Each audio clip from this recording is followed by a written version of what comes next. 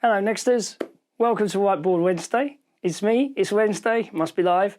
I'm just back from CABSAT. Actually, I went to the Marillion weekend as well, which is why I'm wearing this funny thing here, because this is my wristband for the Marillion weekend, which was rather good. So if anybody was there, you don't tell the story. Anyway, so I'm going to do the presentation that I did at CABSAT, which is called Microservices and Why Change is Good. And I took out a few slides because I referenced some of them last week. I cheated last week, so I've taken some out. So let's just roll on.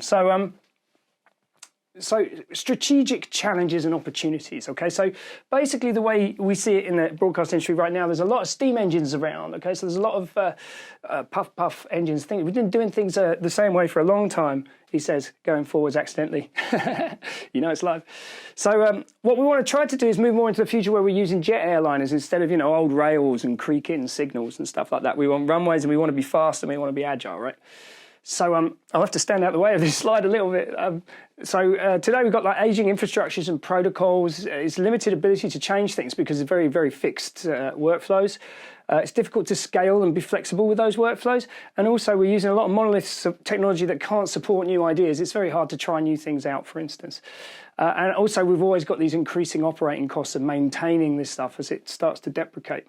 Now in the future, we're looking at web technologies allowing us to use flexibility in both where we are and also what kind of business we're in, so what kind of content we're producing. So that flexibility can be given to us with web technologies.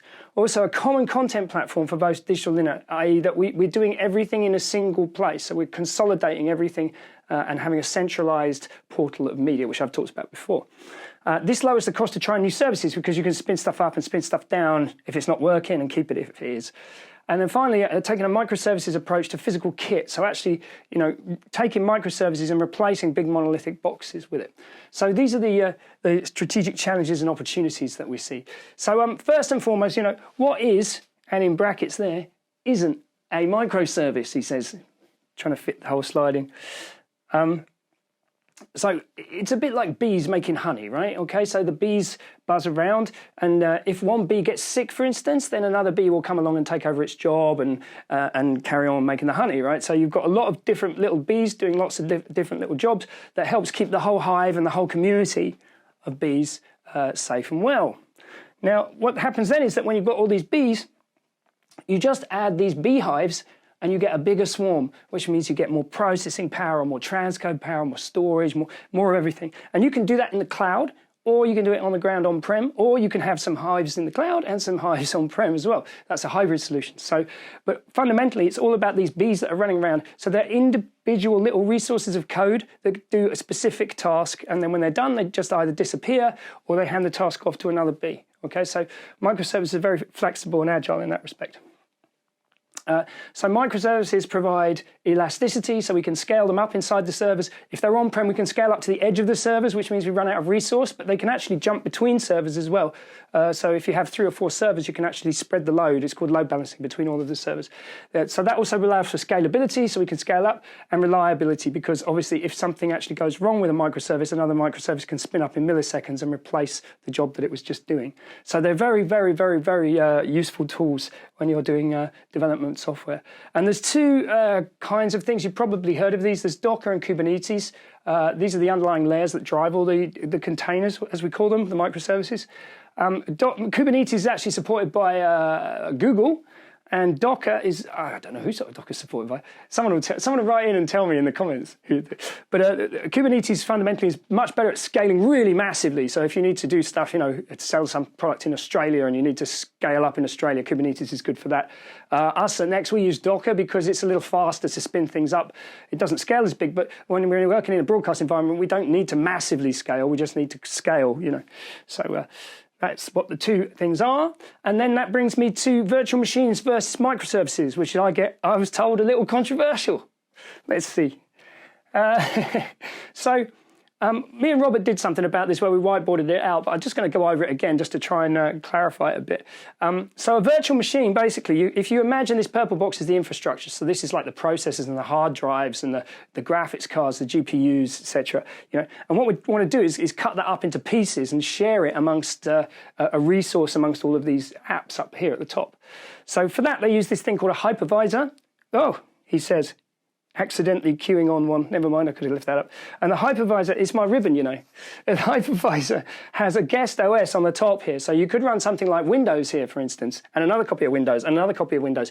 And then all our bins and libraries, which are the things the code uses to reference that are common, and then our apps sitting on top. But fundamentally, each column here is a known width. You know, it's a known resource of this entire infrastructure. And also these guest OSs, you know, for instance, you'll have to have different SLAs or license agreements for each OS that you spin up. So it can be a little expensive. Now, the difference is with the microservice here on this side now is that the infrastructure is the same. But you can see we have the layer of the operating system literally sits upon the infrastructure. And that's usually Unix, actually.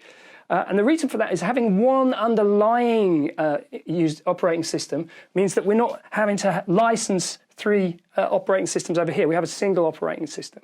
And on top of that is a container engine. So that's your Kubernetes or your Docker is that container engine. And then the microservices just sit on top of this, okay?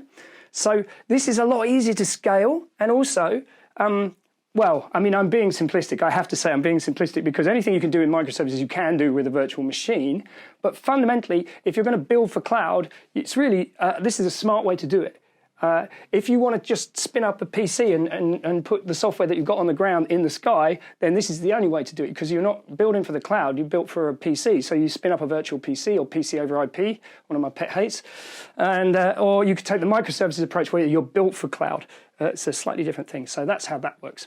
So just to clarify, if I have to duck, virtual machines is equal to virtualized hardware, whereas microservices is equal to virtualized software.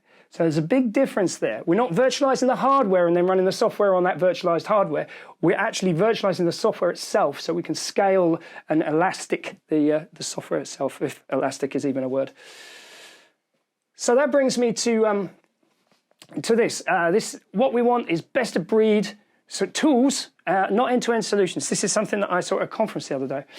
Now, it's an interesting statement because while in some ways, yeah, you know, you do want to go out and get the best of this and the best of that and the best of that and put them together. But to say that you don't want an end-to-end solution there is you're going to end up with an end-to-end solution. You're just going to bolt together lots of different pieces of modules. But to me, it's a bit like when you buy a car. When you buy a car, you don't buy a petrol station or a petrol pump. You know, you don't buy, well, if you have to get a new set of tires, for instance, you can go and do that. Or you could change your tires to a different kind of tire if you prefer. However, what you don't do is go into the dealership with your old gearbox from your old car under your arm and ask them to bolt it into your brand new luxury car because you like it. You know, that just doesn't really happen. The car itself is an end-to-end solution, even though there are some integrations around the car in order to power it. Hopefully electrical ones, if we want to be environmentally friendly, which of course we do. So what you end up with is a situation like this in this best of breed environment, that you have to find a best of breed for each one of these parts of the production workflow, and then you have to consolidate them together so that you can actually get them out.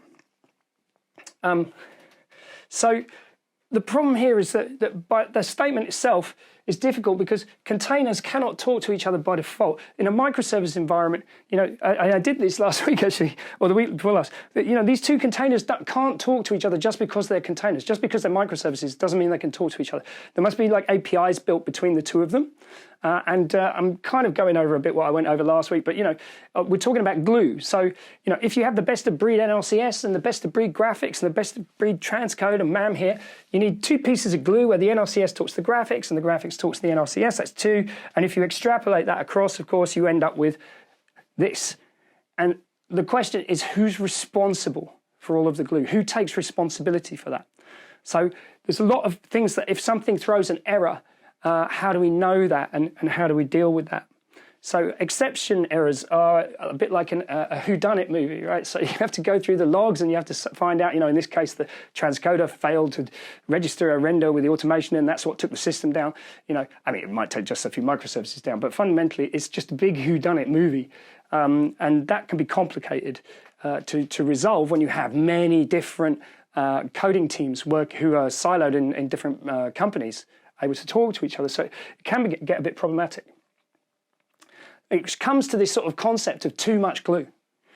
If you have too much glue, you will increase complexity. You'll also increase the amount of SLAs, and whether you need like an SI or something like that to build all of this, or whether, we have a situation right now where people are actually starting to build like a consolidation level. And this is like a higher level of vendor lock-in.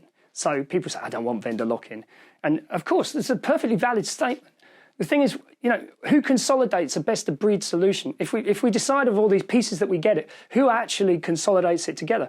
And like I say, is that an SI, for instance, or is that another vendor? Who sits here in the middle and says, okay, I'll sort all this out for you?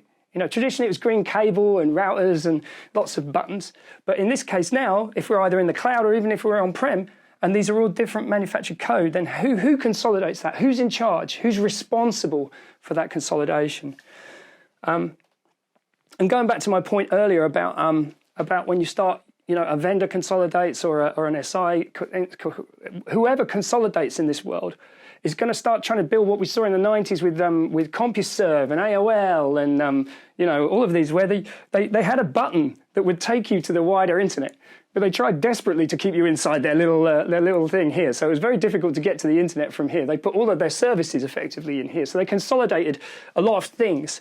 But I think, as we all remember from this, it wasn't great. It was average. So it wasn't a great experience, so to speak. And a lot of this is also very fragile. Because the way that we're building this stuff now, particularly when we're building for cloud, it's kind of never really been done before. We've been doing microservices for, 10, 15, 20 years. And they've been around quite a long time. But actually bringing them to market now to do these jobs that we're trying to do means that it doesn't matter what the sticker is on the box. Fundamentally, it's untested, and we don't know how it works and if it works. So it's a bit of a level playing field across all of that.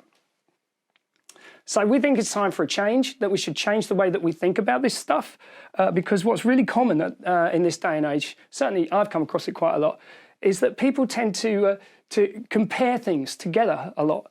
So what we need to do is try to come together and embrace change a little bit and compare less to what we used to do and reflect more on what we used to do. So instead of comparing one thing on the other, let's just say, was that really the right way to do that? Is there a better way to do that? Can we move forwards? Can we take bigger leaps forward? So it's about not being a prisoner to the past. And I'm only going to bear on this just briefly because I've done this graphic to death. But, we do need to build this bridge from the past through the present and into the future together. So instead of going around in an infinite loop here, which is where we're currently stuck, we need to be much more linear about how we push forwards with technology, because technology is evolving so fast that we must keep up with it as we go, or we'll get left behind. So radical innovation can change everything. So if you remember back to when you had a tape and now every single tape you have is in your back pocket on your phone, that's an interesting analogy, because, this thing is a radical innovation when it came along. Even the iPod was a radical innovation, changes everything. So that change can be very, very fast, and it can be very hard for people to keep up with that change. So I always say that it's not a risk. Okay, it's not a risk, it's an opportunity to buy a solution rather than a product, because we tend to productify everything. That's what I'm saying about comparing things. When we productify everything, it's not a relationship.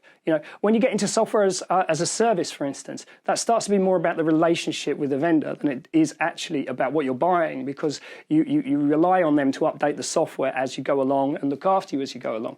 So, when we start talking about modular stuff, I'm particularly talking about microservices here, but when we start to talk about modular microservices, it's a bit like playing marbles and trying to get all the marbles together, and as you add more and more things, you're going to be holding all these marbles in your hands, and then they're going to start spilling out. They're going to be difficult to hold on to.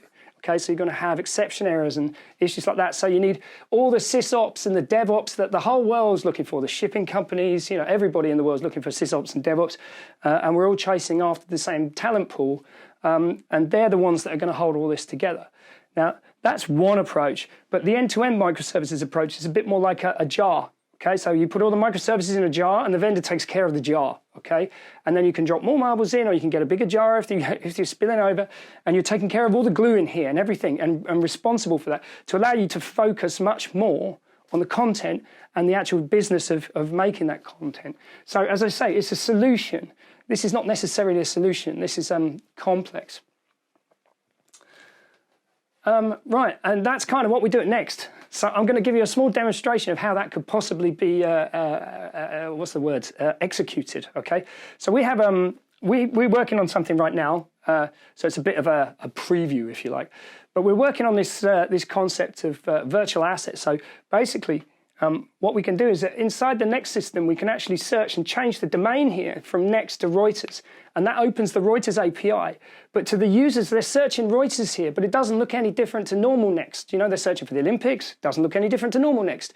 And if they open up a clip, then we just pull the proxy from Reuters and the metadata, and we have it in the system here that they can view it and they can look at it. And if they like it, then they can click on the harvest button up here, and that's when you spend your credit, and that's where the API does the transaction. And we get the high res then downloads back in. So we switch the domain from Reuters to Next, and now we've got the high res coming into the system.